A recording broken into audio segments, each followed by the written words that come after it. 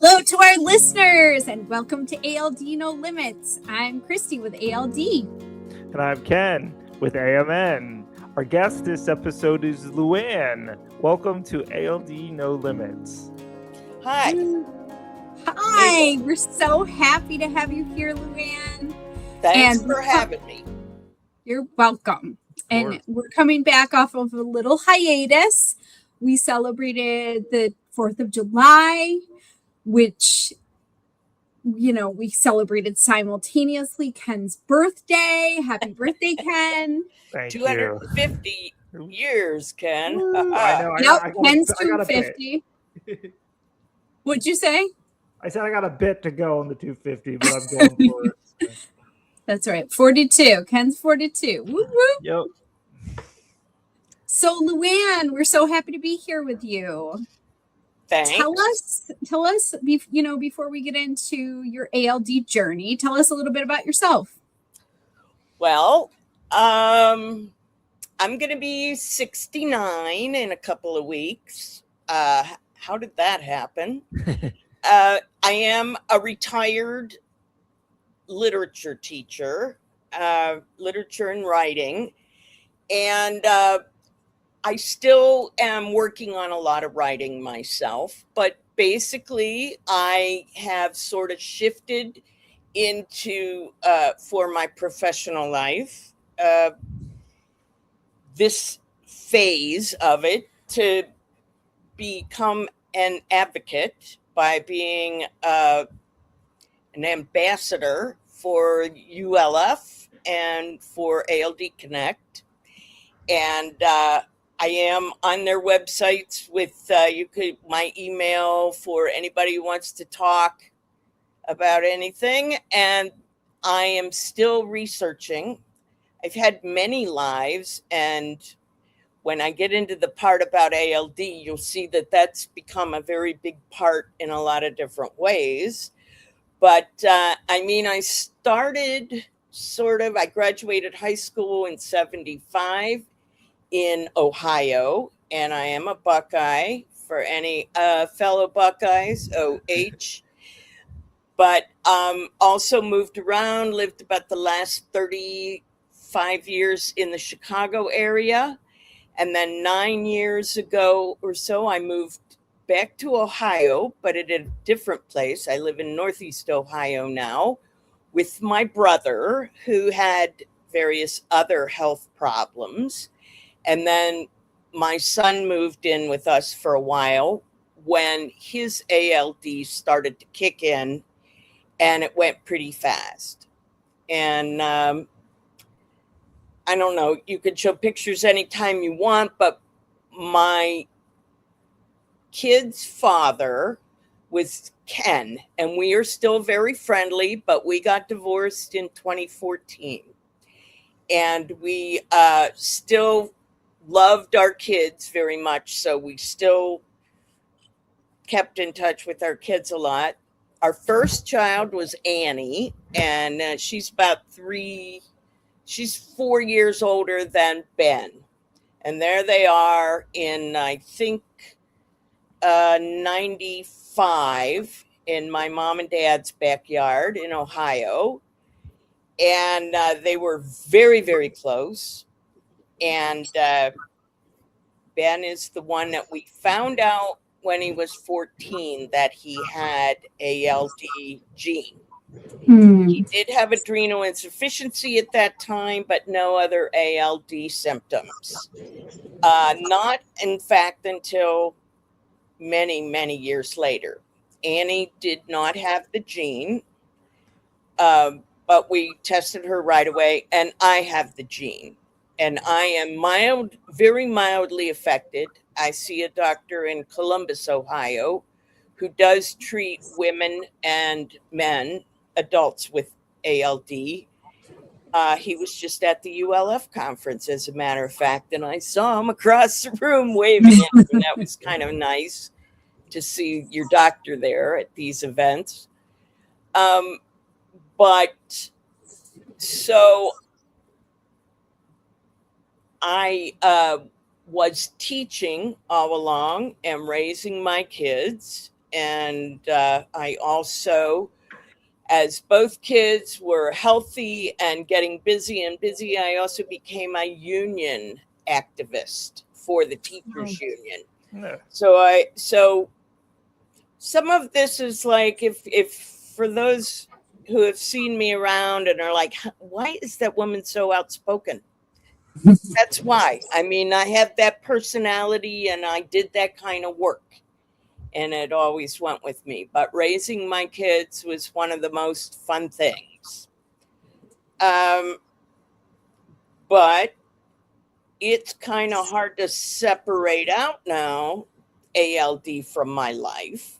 Sure. Because when Ben was 14, we finally listened to him and took him to the doctor and checked for growth hormone, because he was not dangerously small, but he hung out with football players, and he was tired of being the smallest kid in the class. So he wanted to see about maybe should he be on growth hormone. And when they were testing for that, they did find that his cortisone was low, and they did an MRI to make sure he did not have a tumor on his pituitary gland. And he did not. That was good news. But they insisted he get a blood test for VLCFAs, which we had never heard of before. And they did indicate he had ALD. And wow. Wait a second. Okay. Yeah. This is why. We'd never heard of any of it before. Yeah.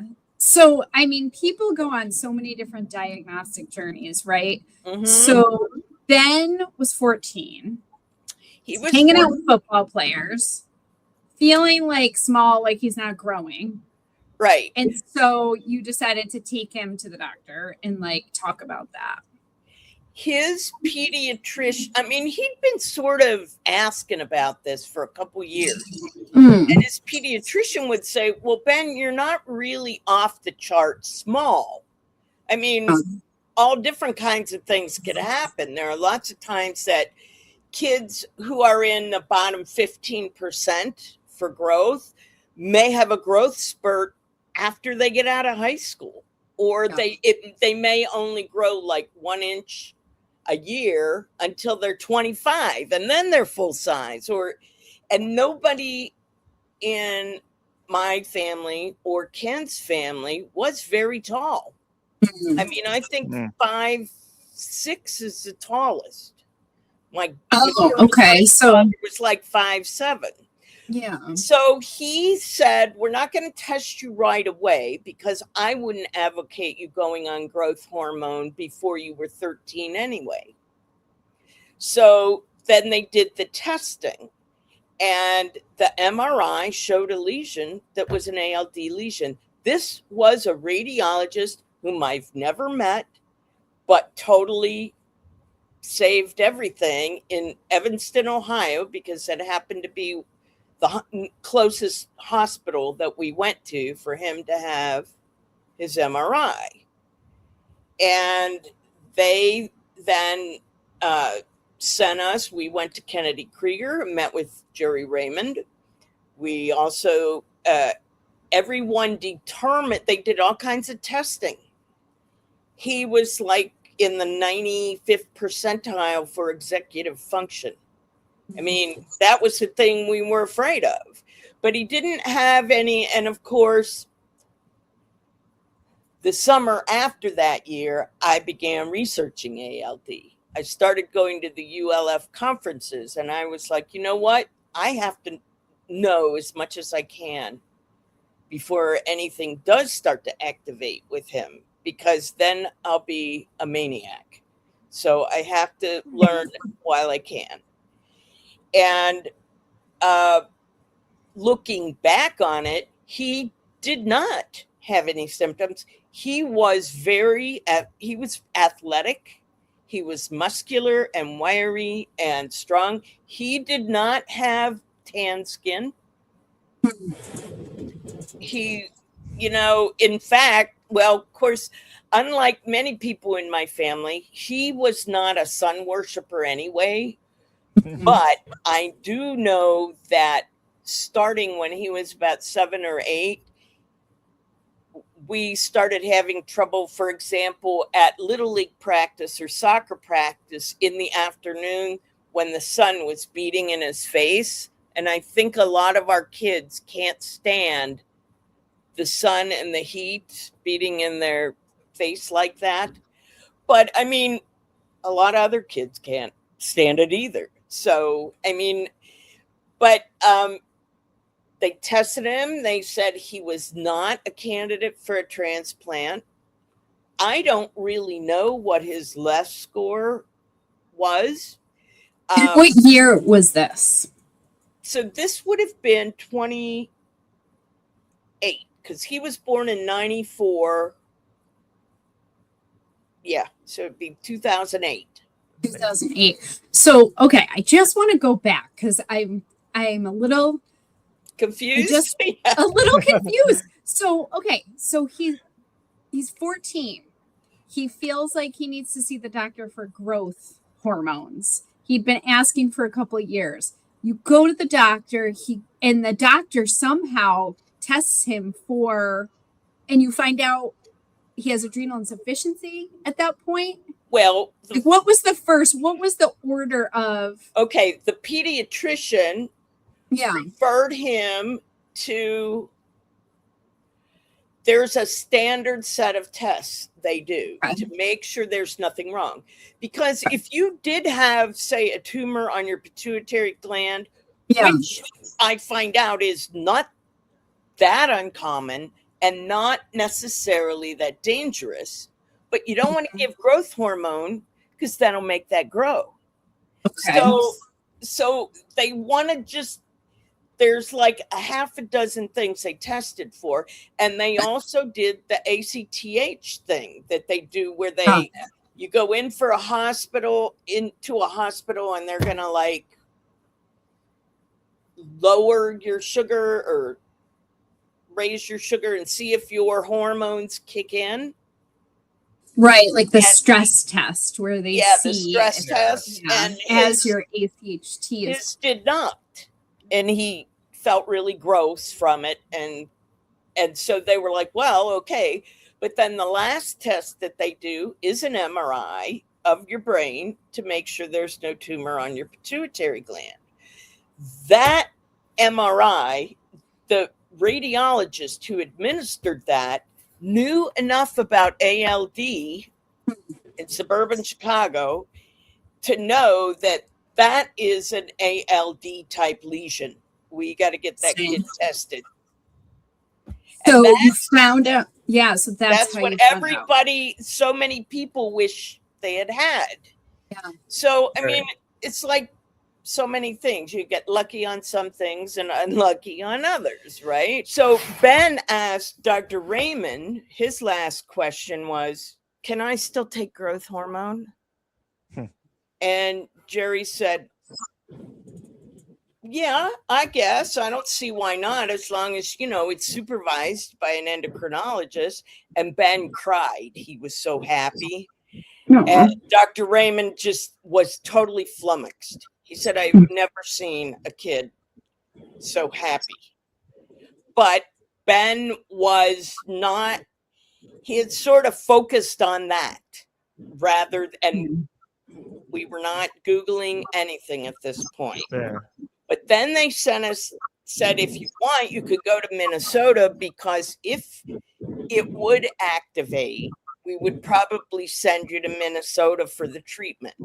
And I don't know. I kind of think at that point, Minnesota had done maybe more transplants than Kennedy Krieger had. They were kind of divvying up the workload somewhat.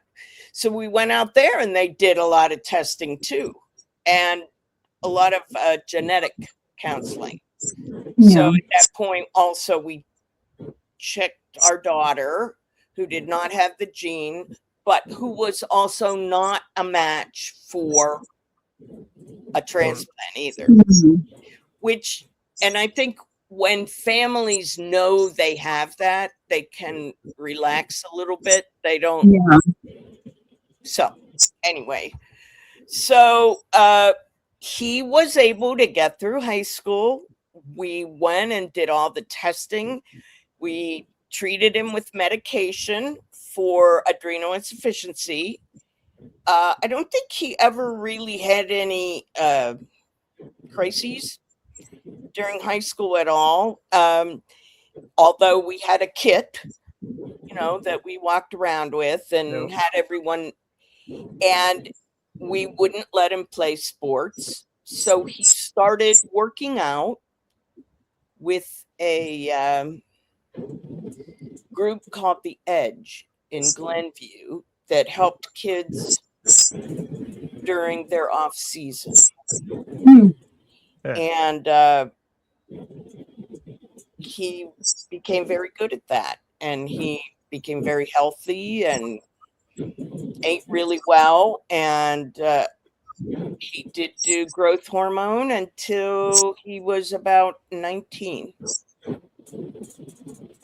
and he was happy about that. I mean, he never got big. Yeah. But so I went to every conference. I have a friend who's a copy editor at JAMA, Journal of the American Medical Association, who taught me how to research medical articles on that. And she would help me find materials too at first when I didn't know what was going on. And I did as much research as I could do, and nobody could tell us, since we really didn't have any definite examples in our family of people who had it. Now, we did then in another year or so, we had my mother tested. She had the gene also. But by that time, she was in a nursing home, and she had diabetes, and she wasn't able to walk, but everyone just assumed that was from the diabetes. But she had at least one aunt, her mother's sister, who couldn't walk, and her mother who couldn't walk. And that all happened to them like in their 70s. Okay. So that's interesting. And I am now in my late 60s, and it's only now that I'm starting to get some very, very mild ones. So I think that's what we're finding with the women. In general, most women, not all of them. Oh my God, I met all these 20-year-old women, 20 and 30-year-old women at the ULF conference who were like, you said it wasn't going to happen to me until later, but it was happening to them. So anyway, but that didn't happen to us. And then my grandmother's siblings, there were 11 siblings, lived on a farm in western Pennsylvania. And there were some of the brothers who died younger, a couple sisters with schizophrenia, the ones who couldn't walk. The father of them died young. So,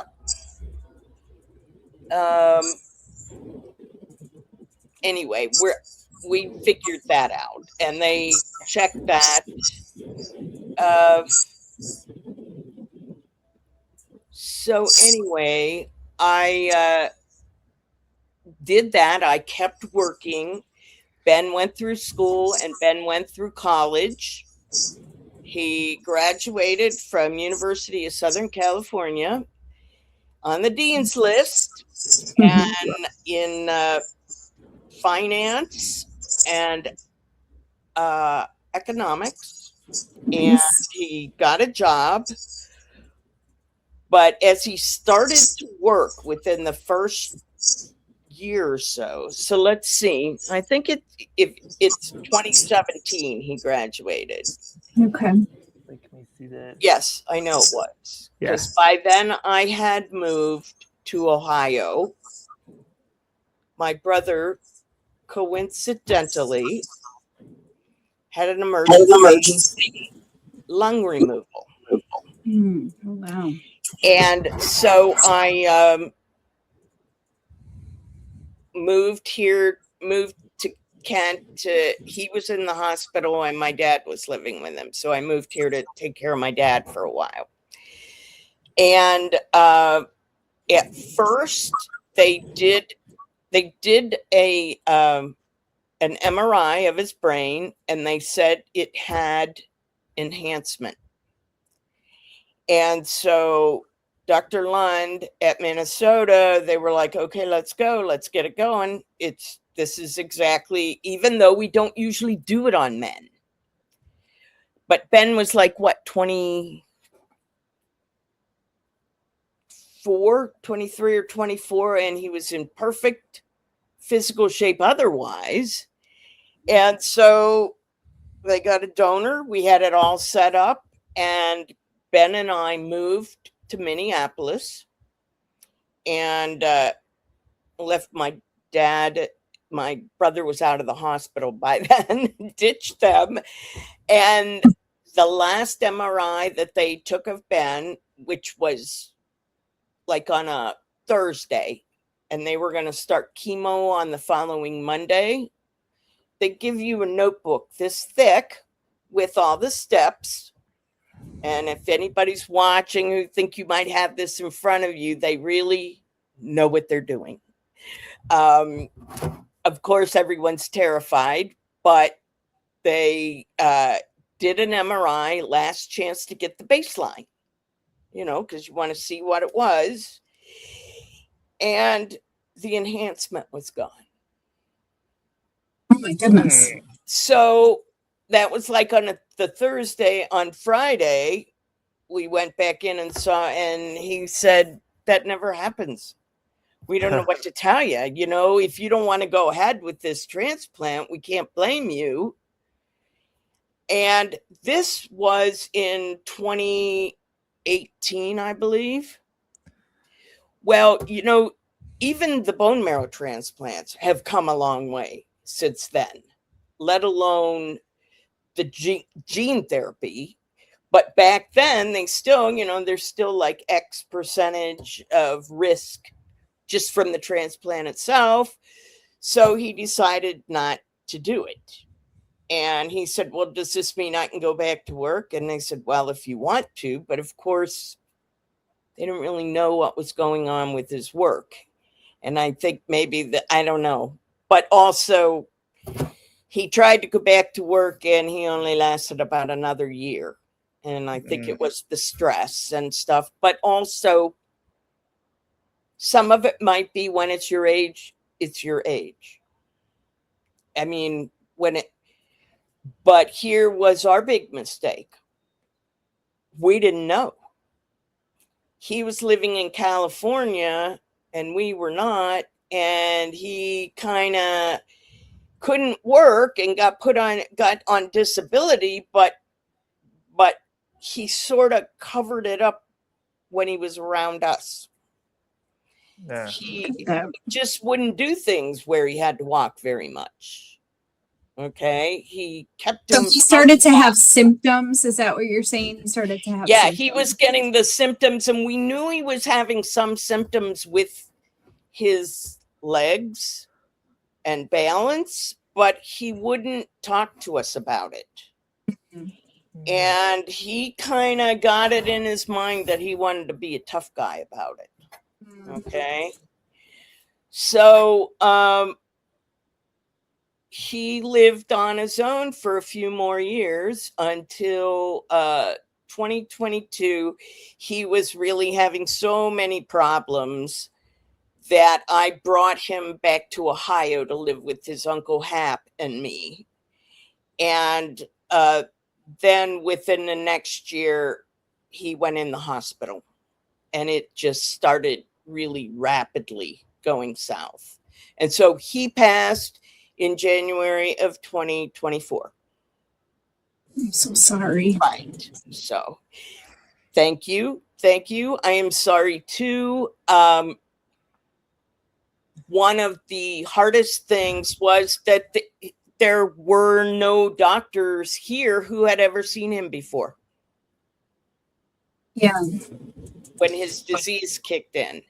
And the entire time up until he was like 21 years old, he would go to a Dr. Lund or Dr. Raymond or be tested or whatever with his dad or with me. And he'd be like, yes, anybody, you can talk to my dad all you want, talk to my parents, whatever.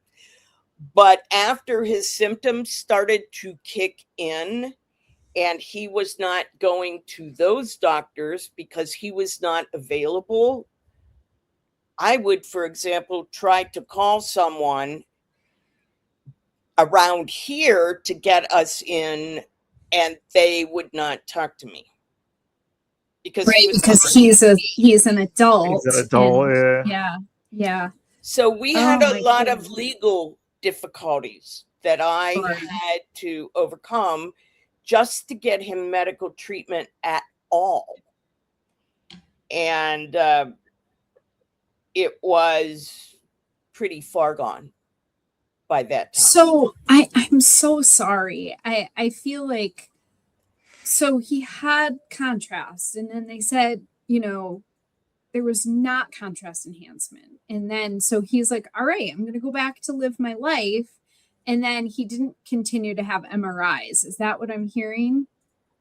He had, I think, 2 more on a sort of annual basis after that.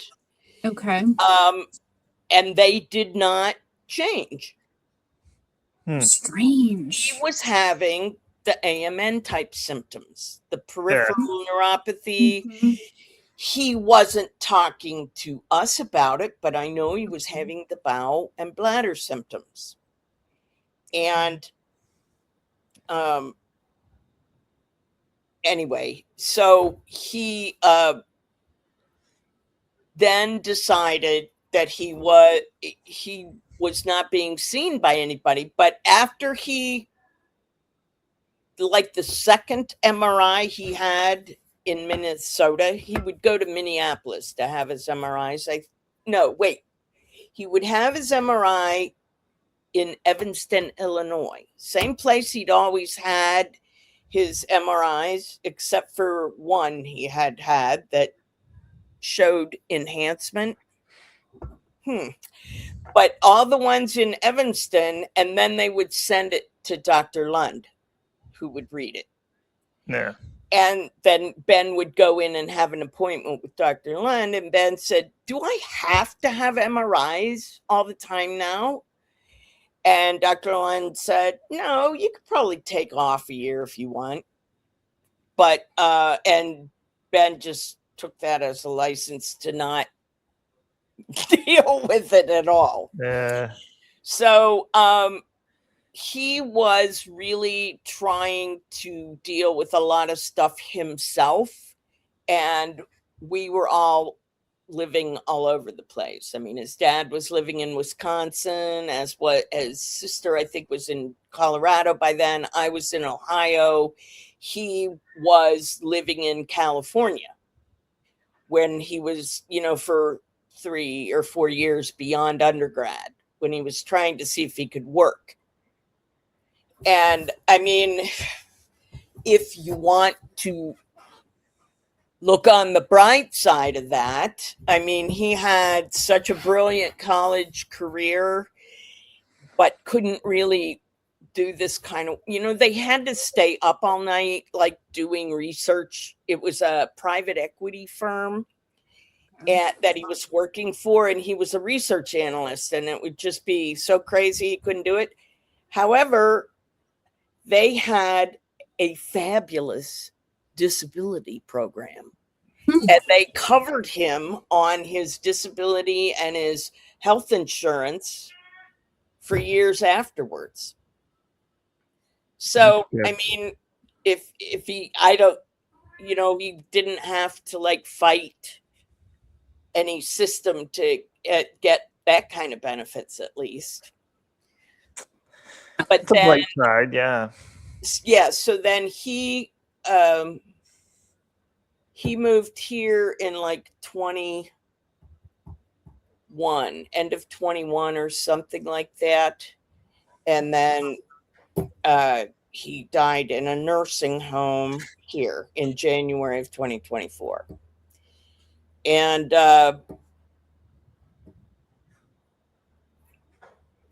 I'm still living here. I'm retired. I am trying to write about this story to get it into a kind of more narrative form, because I would also like to share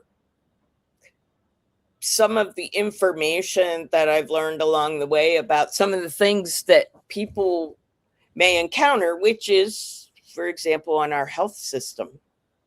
There's just so many complications with that I mean, I figure even if I get some kind of bibliography done in the next couple of years, maybe that will help people. I mean, not that there is a book, how to have ALD. No, not that. But I mean, a lot of these are similar, but for example, if you compare ALD to like cancer, those systems are in place so many places, even in, say kind of almost rural areas. And doctors will often know, well, you need a specialist for that. But with ALD, I think there's also maybe I've heard from some people who are patients, because I go to all the support groups on Zoom. Thank you, ALD. Thank you, ULF. But their doctors sort of are like, well, there's nothing we can really do for you anyway. That's not true. Whereas they'd never do that if someone had breast cancer. They'd send them to a cancer specialist, Right. Yeah. So, I mean, there's just a lot of things that I've been working on. And,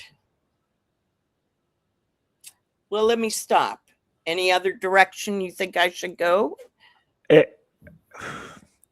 I think for one, I think you definitely should write about this.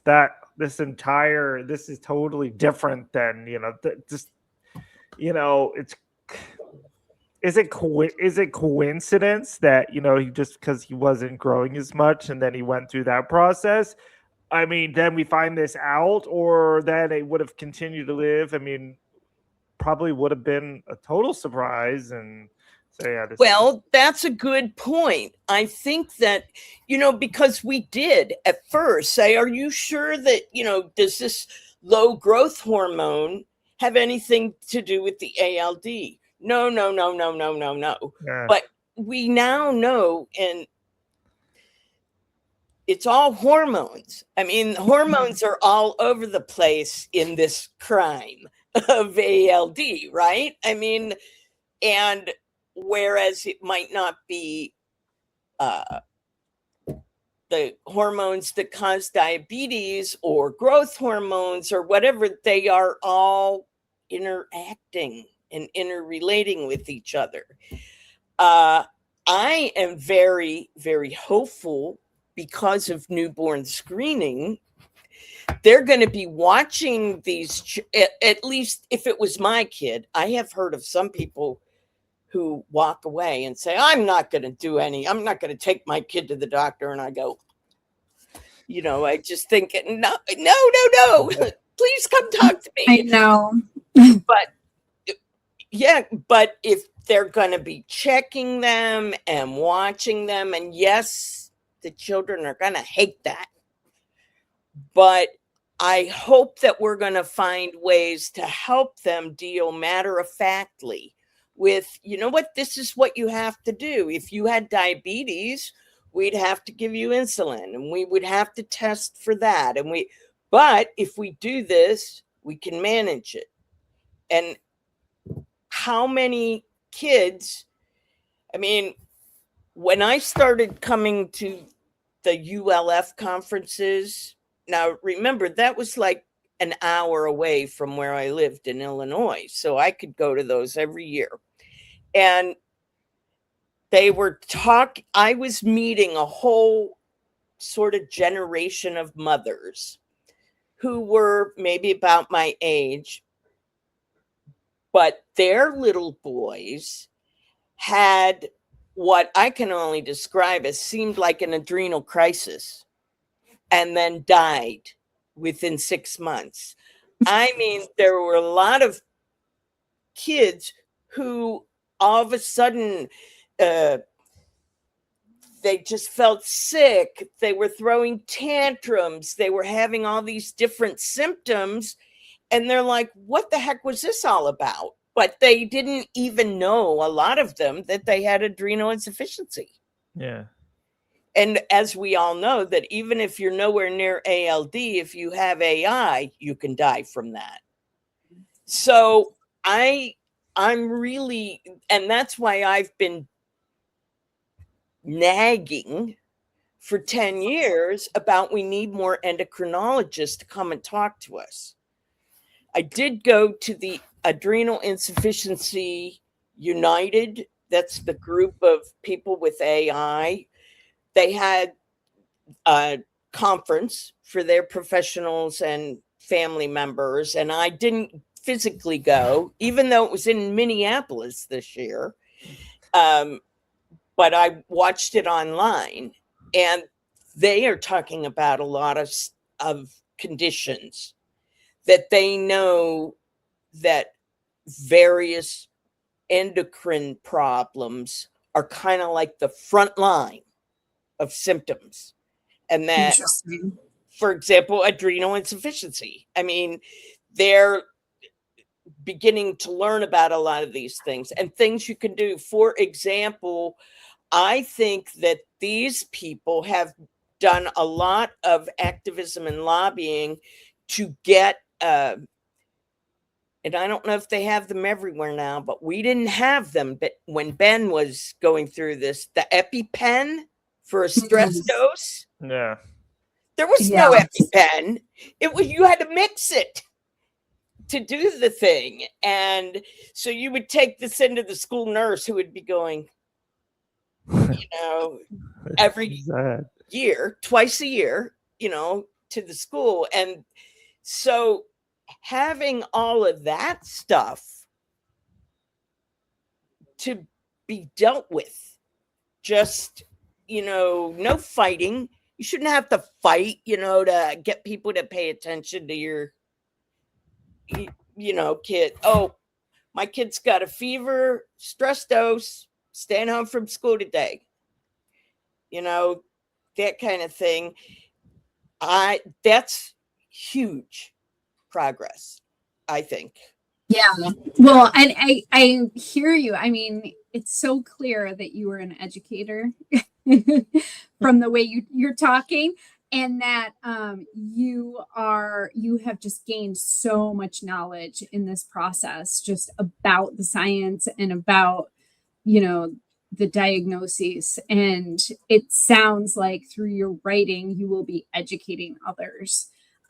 So I'm so grateful for that. And that's really a gift. Well, I have to do it because, you know, I lost my son. So this is the only thing I can think of to do, is to do this. Plus, I think there are pedagogues, with the old Greek word for that teacher, that it's just in their nature. And I can't stand the thought of, you know, someone dying just from lack of knowledge. Yeah. Really?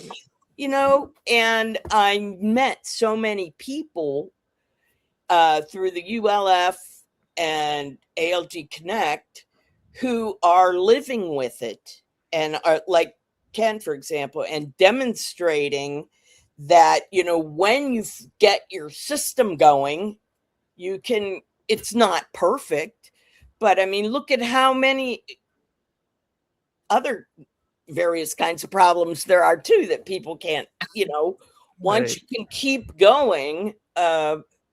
So, I mean, it does make me madder than ever about the wars going on in the world, because I'm like, we've already got stupid diseases and bugs and things killing our kids, and now you got a bomb too. No, I hear you. Yeah, I hear you. But so talking about living with ALD, let's talk about you. You talked about, this family tree and kind of putting some pieces together there. But let's talk about you and your symptoms. Where are we at these days? What do you experience and how do you manage? Well, I'm having a little bit of difficulty with that, to tell you the truth, because there's a part of me that is like, well, this is nothing. But on the other hand, a lot of time things start. So, I mean,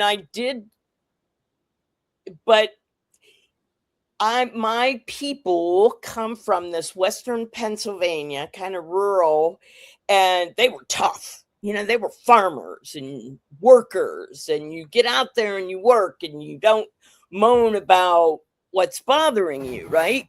Well, but the thing is that sometimes you just are plowing ahead, you're making something worse if you don't know what it is. But Yep. I don't. So I think that I have, well, when I went to Dr. Kisanuki. He's at Ohio State in Columbus. He's in the neurology department, and I got his name from Nancy Nusser, because they've taken their family to him, and she goes to him. He's very nice. It felt to me like an hour and a half, making me walk up and down the hall and banging me on the leg and this and that. And he said, you are mildly affected, with what I had answered about the bladder stuff. And yet I know a lot of 60-plus-year-old women, and every single one of them complains about bladder things. But you know what? There's bladder issues, and then there's the neuro bladder issues. Yeah. And so I think it's really good when we had those sessions where we talked about it. Having pee happens, poop happens, because there are things that we want to have research to help us manage things, but also they come up with new drugs all the time on things. And they just came out with a cancer drug. I'm not kidding you. I just read about this, that they were giving it to people whose pancreatic cancer was too far gone for them to get surgery on it. And so they gave this drug to those people. It was for something else. So they gave it to these people, not compassionate use, but something like that. Mm-hmm. And like all but 2 of them, it stopped their cancer. Now, pancreatic cancer is one of the worst. I mean, it's usually not found until it's stage 4, right? So that same company said that they had also been talking about running some clinical trials with that same drug for lung cancer and one of the breast cancers. Oh, I thought you were going to say for stopping us peeing ourselves. Well, no, okay. No, not that. I was getting excited. But if they can do that, we can keep our eyes and ears open. Yes. And get people. I mean, I think that laraglitazone is going to be a game changer, or it could be, for the people, yes, the people who need transplants, but maybe some people who are not going to have, they're going to find won't have to have transplants. And if they can work with that, let's take a look at the stuff out there on the peeing. And actually, there are medicines. It's just nobody's done the clinical work yet. But do the work en masse. There's getting to be more of us, and we're all peeing ourselves. So and we're not quiet about it. Right. None There's of us so are many quiet people about it, you know. So we're like, yeah, Dr. Kisanuki, tell you what, you know, I do want to try that, and you know, I have a half dozen friends. Can they try it too? For you real. Know? Yes. And it's hard. It's why I'm exhausted all the time. I think it's why I'm always kind of ready to go. Because you're a researcher. Because you're a researcher. Or and I'm always looking stuff up and talking to people. And you know, if you go to the bathroom 20 times a day, believe me, yeah, you know, it's exhausting. It just makes you tired. It's what? It's exhausting. Right. But I also kind of go, well, for right now, I'm getting my exercise too. You know, I'm running up and down the stairs. My bathroom. Wait, so maybe some gait issues, bladder, bowel, anything else? I mean, you didn't really talk about if I have gait issues or not. Okay. I have at about a dozen times in my life taken a dramatic, entertaining fall at one time or another. When I say, because the people who were around me were just laughing hysterically. I mean, I just have had some amazing falls. I have tripped over my own feet many times, but I am working it, and I still can work. I practice yoga a lot. Good. I know that I need to work on balance. So the thing is, I am watching out for it. So you know, if I were at this stage now where I used to take a train down to downtown Chicago and then run across the street to catch the bus and jump up on the bus and then jump off the bus, you know, maybe I would have more falls, you know, but I don't have to do that kind of stuff. And I avoid that kind of stuff. So it's self-selecting, I think, in a way. I'm not a good subject for the, you know, it's too weird or whatever. Yeah. So I mean, I think I know just enough right now to have the empathy, you know, because I kind of know what some of that feels like or doesn't feel like, which is part of our problem, right? Because we don't. But so speaking of like empathy, like who are the people in your life that have empathy for you? Who supports you? Who has been there for you during, you know, these hard times and continue to be, you know, supportive of you? I mean, it's kind of changed a bit. I am divorced from Ben and Annie's father, but we had what is called a collaborative divorce, which we knew Ben had ALD and that it would activate someday maybe. And I was like, I'm going to need all the help I can get. And Ken loved his kids more than anything, but he he wasn't gonna like go away and leave me holding the bag with the kids. So we made a settlement agreement that would enable me to be able to not have to work, and I could take care of Ben when it happened. And so he was supportive in that way. He's not around here, but he's not really a good caretaker. I mean, he's a good worker. He works and makes the money and gives it to me so I can be the caretaker. So he was helpful in that way. And it helps me we call each other every now and then just to talk about Ben. My daughter tried to help, but she was kind of far away too. I had girlfriends around here, women, mostly about my age, and they come and be with me. And they will listen. It's amazing. They will listen to me go on and on and on and on forever, like all night.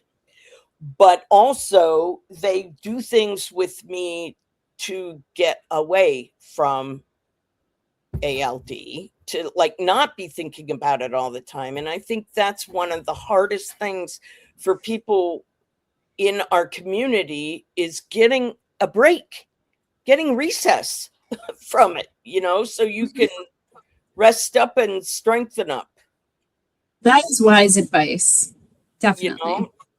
And of course, the doctors are fabulous, but I mean, when it was the worst, we were kind of cut out from that because of what we had done. And looking back on it, I mean, we did not know how this was going to happen. I mean, we did not know. Right. Because basically he had them both, and and we did not know how it was going to work. So when he was in a nursing home and he was in the hospital and they were talking about discharging him, and I was like, I don't have a place to take him. He's got to, I cannot lift this man myself. And I got him into this nursing home because they had a lockdown unit, because Ben forgot that he couldn't walk. So he would throw himself out of his bed. And every place else said, we can't restrain people. That's against the law. And we don't have any people that can watch him. We can't put a camera in there, but they have a lockdown unit. Okay, so they took him there. All these, I think of them as nurses, but I think a lot of them basically were nursing students. They were like aides, and there were some guys too. These people just were so on top of caring for him. I mean, trying the most they could, and they would listen to me. And I mean, I used to have to write a 1-page summary of his disease and what he has with it and the different elements of it, adrenal crisis, this, that. And they would read that and they were just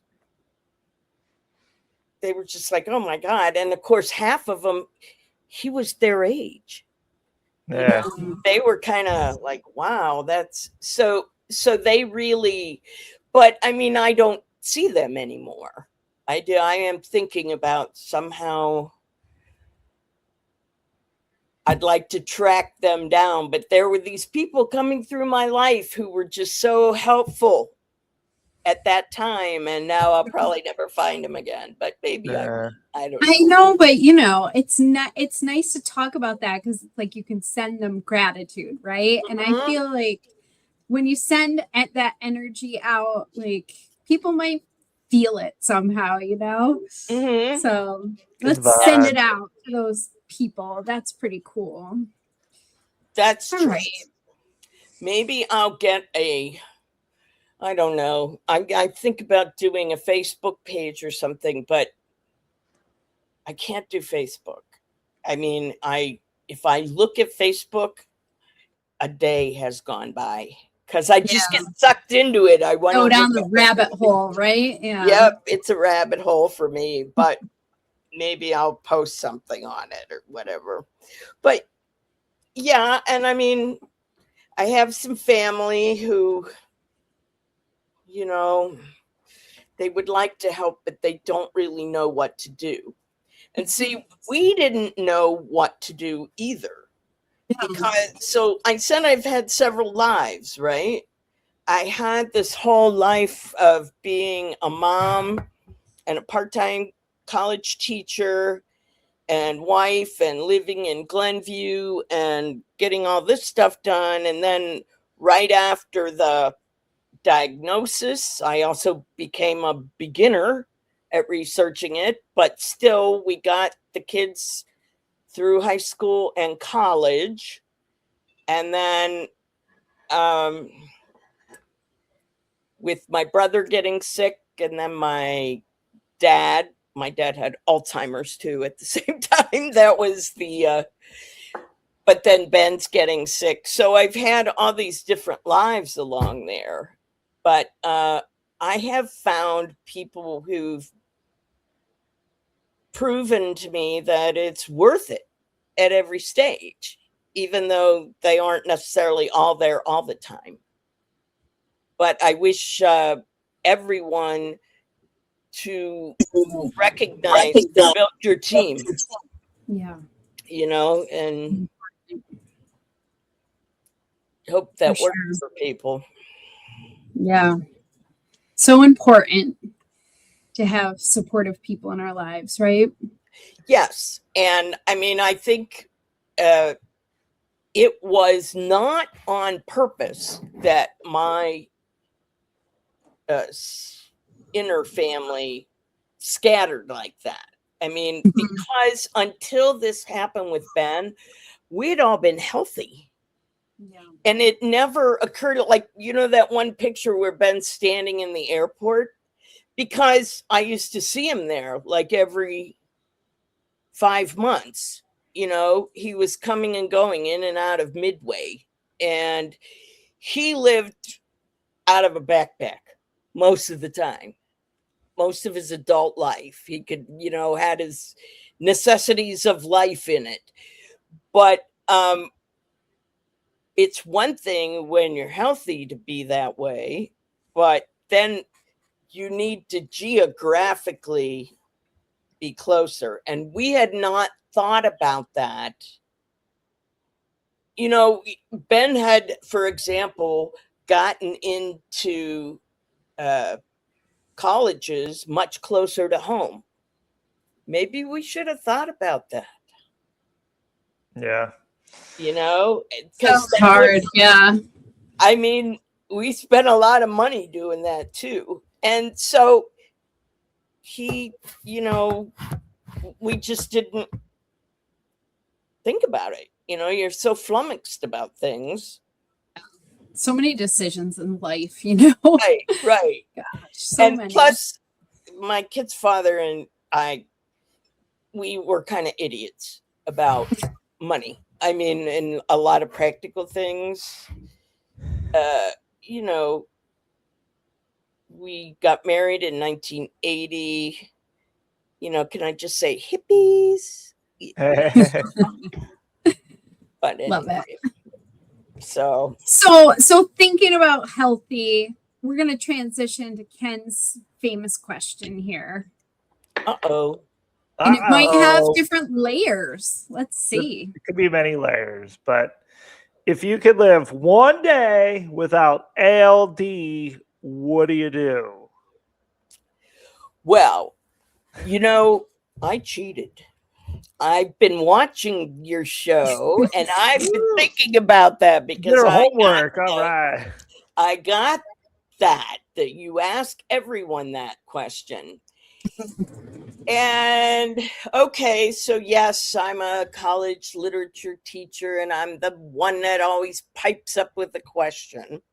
Well, so that depends on what you mean by there is no ALD. If what you mean is it never was, there's no such thing as it, then to tell you the truth, I would probably have been traveling, because I wouldn't have been thinking about it.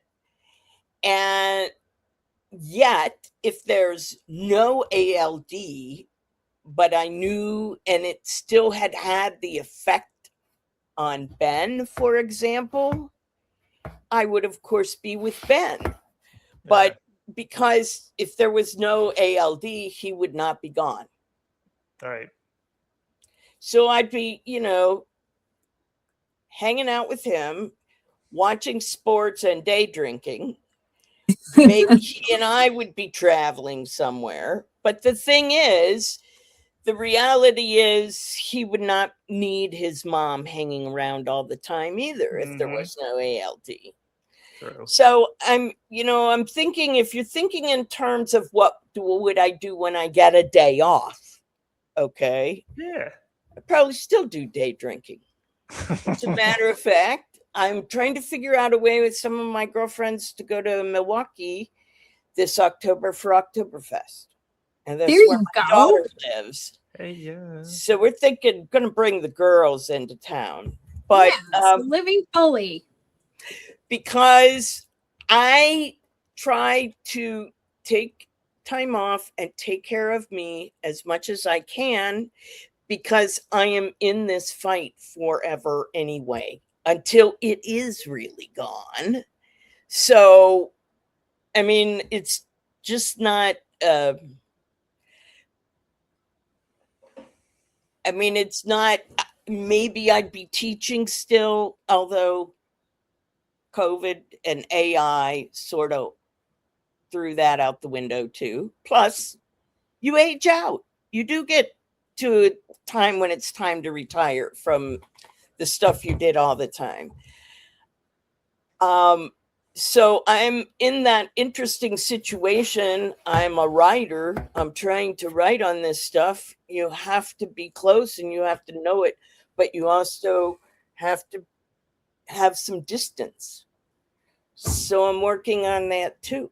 So I guess in some ways it's like I'm already trying to do what I would do, but I don't know. We'll see how long I make it. If, my symptoms stay pretty minimal and, I don't have to go back to work at Walmart or anything and be on my feet, I think,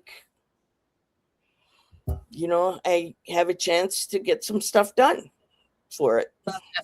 Get her done. I love it. That's a great attitude. I love it. I hope so. Working on it. And cheers to day drinking. Because, we have the best people in this community. True. It's no fair, So you got to treasure what the treasure is, though. And that's the people. So. We've got a lot of shitty disease, great people. Absolutely. Great people, shitty disease. I know. And there's so many people that it's why we love war movies. It's like why we love Dickens stories, where the horrible hell things of life are what, when somebody does have some heroism of spirit, that's when it comes out. It's love that.